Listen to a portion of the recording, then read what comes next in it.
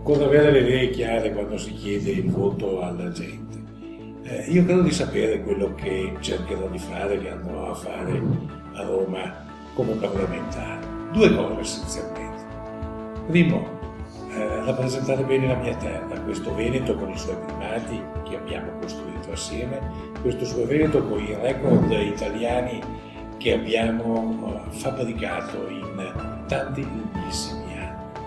E poi fare una cosa che è mancata in questi 50 anni, le riforme liberali, le riforme che servono a rendere più libero il cittadino, più libera l'impresa, più in grado di competere sui mercati internazionali con i suoi concorrenti tedeschi, francesi, cinesi, olandesi di tutto il mondo.